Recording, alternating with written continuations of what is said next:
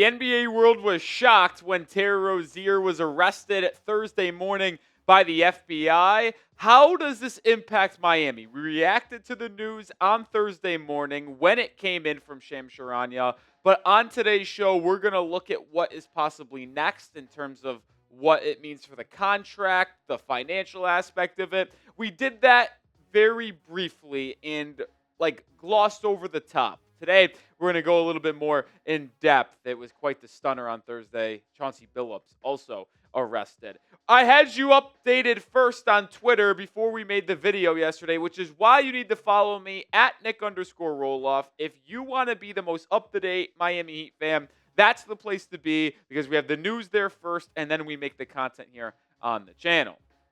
Before we get into it, I did want to read everybody Terry Rozier's statement via his lawyer that they put out Thursday morning. We have represented Rozier for over a year. A long time ago, we reached out to these prosecutors to tell them we should have an open line of communication. They characterized Terry as a subject, not a target. But at 6 a.m. this morning, they called to tell me FBI agents were trying to arrest him in a hotel in Orlando. It is unfortunate that instead of allowing him to self-surrender, they opted for a photo op. They wanted the misplaced glory of embarrassing a professional athlete with a perp walk. That tells you a lot about the motivations in this case. They appear to be taking the word of speculatory, incredible sources rather than relying on actual evidence of wrongdoing. Terry was cleared by the NBA, and these prosecutors revived that non-case. Terry is not a gambler, but he is not afraid of a fight, and he looks forward to winning this fight. I wanted to share that quote because it is his side of the story. And I do find it interesting that the NBA did their own separate probe and then found him clear. They already looked into the matter before the FBI did, as Rozier's lawyer said, and they said, all right, we're good. No suspicious activity. But the FBI went more in depth with it, along with Malik Beasley, Chauncey Billups, and found enough evidence to arrest him. And if you read some of these reports and stories coming out on Terry Rozier, all of this, by the way, happened when he was a member of the Hornets, not the Miami Heat. It kind of looks like he's cooked, man. This quote kind of tells it all. This was in the indictment from the FBI as well as a report from The Athletic saying that on March 23rd, 2023, Rozier, while playing for the Hornets, let others close to him know that he planned to leave early with an injury. Associates bet more than $200,000 on Rozier's unders, and winnings were delivered to Rozier's home, the indictment alleges. And the indictment also alleges that they counted the money in cash in their house that night. So there's a lot of potential evidence going against Terry Rozier in this case. And we will have to let this play out. We said that a couple months ago when it was reported that the investigation from the FBI remains ongoing. But if these arrest charges by the FBI ultimately stick, you have to imagine the NBA will be like, all right, I guess we just didn't see all the facts necessary in our probe a couple months ago or prior to the investigation, and they will ultimately ban Terry Rozier like they did Jontay Porter from the NBA. So what does that mean for Miami? Well, let's get into that part of it now. Brian has an excellent tweet. Go follow him, and he is someone who follows the cap extremely closely. He said that under Section 12 of the NBA CBA, any player dismissed or disqualified for gambling is immediately banned for at least 1 year. That contract becomes null and void. No pay, no roster spot, and no appeal. And then a reinstatement would require approval from both the NBA and NBAPA, which, by the way, would not happen. But the point is this. Rozier's contract can and will be voided if found guilty and the NBA subsides with the investigation from the FBI. I mean, a lot will happen with Rozier in terms of his life if he's actually arrested and that sticks with the FBI. But if he is banned from the NBA, that money comes off the books for Miami. And it sucks to say it, but it's a massive help to the Heat going forward. I mean, in the season opener on Wednesday night, Terry Rozier was one of 2 players not to play. The Heat had 12 healthy guys. The only 2 that didn't appear in the game, Terry Rozier and Kashad Johnson. Miami currently has $186 million in cap. That is $1.7 million underneath the luxury tax. If Rozier's contract is ultimately voided, they get that entire $26.6 million back starting the day that it gets voided by the NBA. So their cap number will go all the way down to $159.4. And as I just mentioned, the luxury tax is $187.8 million, which means they go from about 1.7 and a change under the luxury tax to basically $29 million underneath the luxury tax. A massive boost in flexibility and financials for the Miami Heat.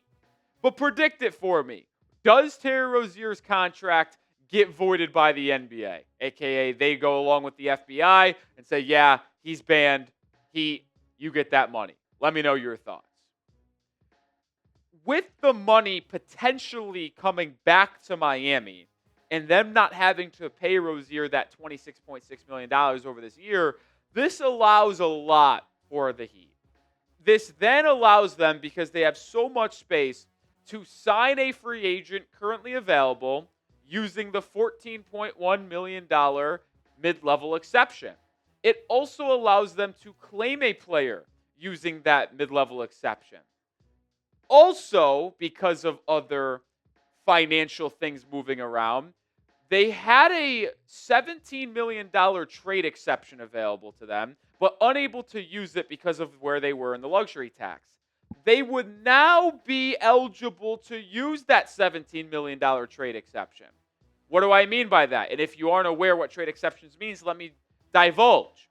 It allows you to essentially buy a player, if you will, because you could use that $17 million exception and say, let's go to the Knicks, for example. They have Mitchell Robinson on a 1-year, $13 million deal. If the Knicks wanted to trade Mitchell Robinson, the Heat could then just trade draft capital for the player and say, we will be absorbing that contract into our trade exception, and we don't have to match salaries. So anybody that's $17 million or less in their AAV, the Heat could take them on without having to give up a player, because you don't have to match salaries with that trade exception. So it allows Miami to be flexible in a trade.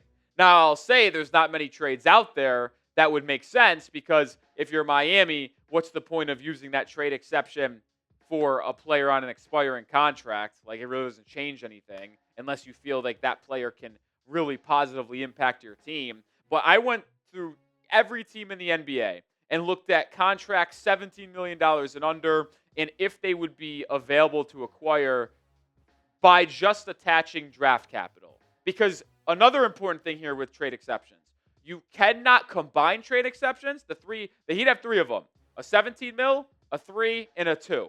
You can't combine them to make a $22 million exception. You also can't combine the $17 million trade exception with a contract. I saw someone out there on Twitter say, how about Wiggins, Fontecchio, and that trade exception for LeBron's 52.5? Doesn't work. Can't combine trade exceptions with other players' salary. So it'd have to be just the trade exception and draft capital for a player that fits underneath that salary. So there really isn't that many options out there. But coming up here in a second, I'm going to take a look at 5 free agents Miami could sign if Rozier ultimately gets voided and banned from the NBA. But before we get into that, this episode is brought to you by PrizePicks. Daily fantasy sports made easy and fun. You and I make decisions every day. The right decisions can get you paid. Don't miss any of the excitement where it's good to be right. PrizePicks offers stacks, meaning you can pick the same player up to 3 times in the same lineup. Pick more on BAM 3-pointers, points, assists. You could now have that all in the same lineup. You can also follow other PrizePicks players directly on the app, copy their lineups, whether it's a friend, celebrity partner, or just someone's picks you like.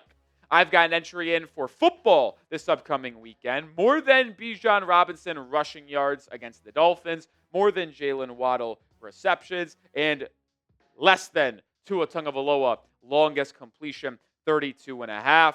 Download the PrizePicks app today and use code CLNS to get $50 in lineups after you play your first $5 lineup. That's code CLNS to get $50 in lineups after you play your first $5 lineup. PrizePicks. It's good to be right. So let's look at the updated Heat roster here. And obviously, these points per games does not reflect what happened on opening night. We will get these numbers updated as the season progresses here. But this is the starting lineup Miami rolled with on the first game of the season on Wednesday. But let's just say you removed Terry Rozier from the roster. You already waived Precious Achiuwa before the season began. So you only would then have 13 players on the roster, right? You have the 5 starters and 8 on the bench. You can sign 2 players to standard deals up to 15. That's the max. But you would have to sign 1. Why do I say that? Well, the NBA rules and CBA and regulations force every NBA team to have 14 standard contracts. Now, since Miami would technically lose Rozier, they would be down to 13, meaning they would be legally required to sign a 14th guy. They do get about a 2-week period to be able to fill that, so they could have 2 weeks of the season where they only have 13 guys on their standard contracts, but they would have to fill it eventually. So what and who could Miami go out and get? Well, here are 5 free agents I would be interested in / I could see Miami having interest in. One of them being Ben Simmons, the biggest name still available on the free agent market. The curious case of Ben Simmons feels like the curious case of Benjamin Button, where he has been unable to stay on the floor.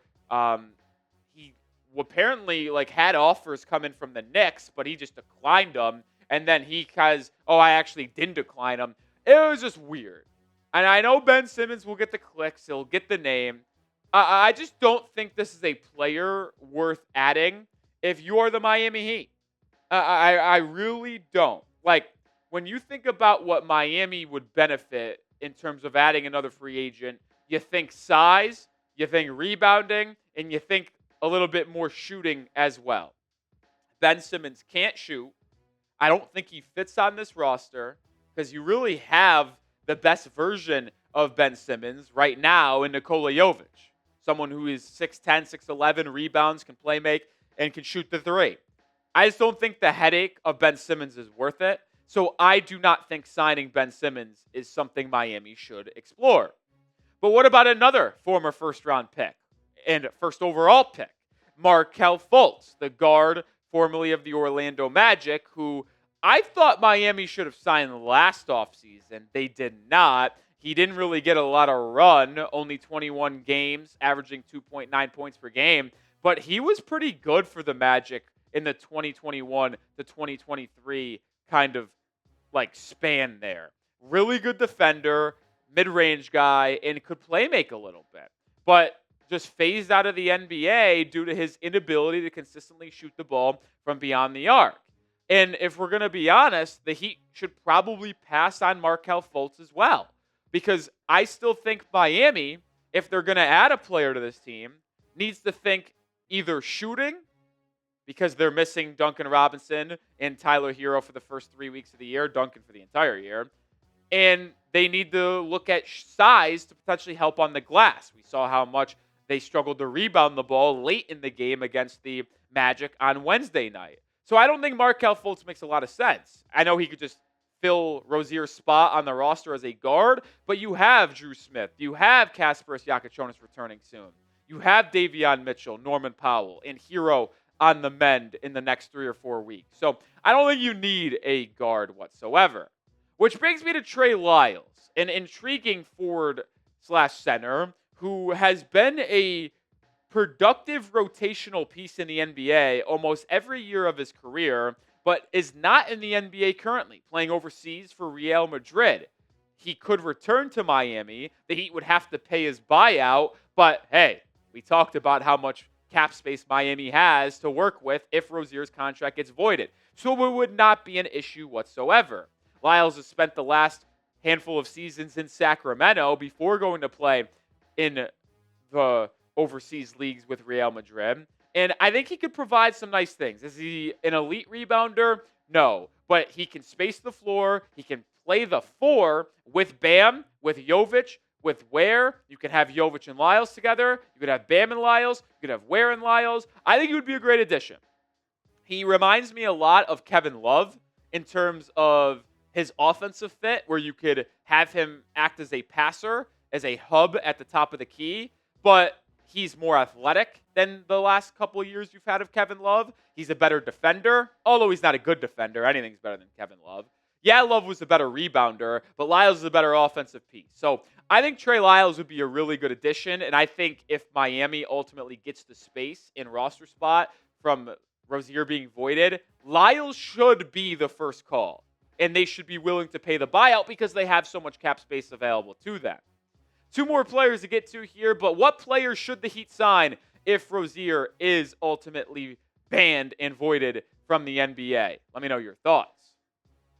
Couple obvious ones to close. Precious Achiuwa. I mean, the big man that spent the training camp and preseason in Miami on this roster, but was waived just last week. He's the most logical option because the Heat need size. They have familiarity with Achiuwa because he was on the roster in the preseason this past September and early October. And he obviously played with Miami as a rookie in 2020. Now, he wasn't that good in the preseason, only averaging 5 and 5 and shooting 41.2%. But what do I constantly say about Achiuwa? He has a high motor. He's been statistically one of the best offensive rebounders in the NBA, even coming off of the bench. And he knows what is required to be an effective player in an Eric Spoelstra-led team. The Heat need more size. Achiuwa is the more logical option over Trey Lyles. I still think I would rather have Lyles, though. The final player we're going to talk about here, a familiar face from a year ago as well, Alec Burks, the guard/forward. And if you have been subscribed to the channel or just follow Barry Jackson and the Miami Herald, you would know that the Heat have interest in Alec Burks. We talked about it a month ago when Barry Jackson had an article that they would be intrigued with bringing back Burks to the 305 if they had enough space and a roster spot. Burks was very solid last season for Miami. A true professional. Appeared in about 49 games, played 17 minutes a night when he was on the floor, and played well. Like, he shot 42.5% from 3. And when he got some starts late in the year, he made him count. He was effective. Like, I thought Alec Burks was really good last season. Some people might say, we don't need Burks, we need size. I will agree with you, but we're one injury away from shooting being a desperate need. Like, imagine if Norman Powell goes down for like 3 weeks with an injury. Well, now you have no shooting.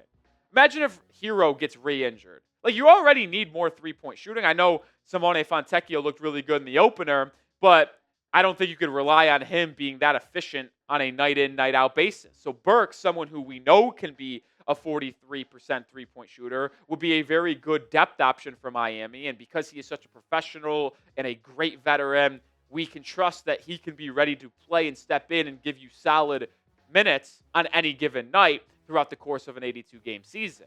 So I know I might be lazy here, but I do think the most likely signing, say Miami gets the cap space, they get the roster spots available, they should sign 2 guys because they have the ability to sign 2, and it doesn't affect them monetarily at all with all that new cap space. So I would project if the Miami Heat get that space, they bring back Achiuwa, who they already said they would like to bring back in December when his cap hit is lowered and wouldn't put them in the luxury tax. And I think they would bring back Alec Burks as well. It wouldn't hurt to have that veteran presence in the locker room and shooting off the bench available to them either. So if you're asking me, say 3 days from now or sooner, Rozier banned from the NBA, contract voided just like Jonte Porter.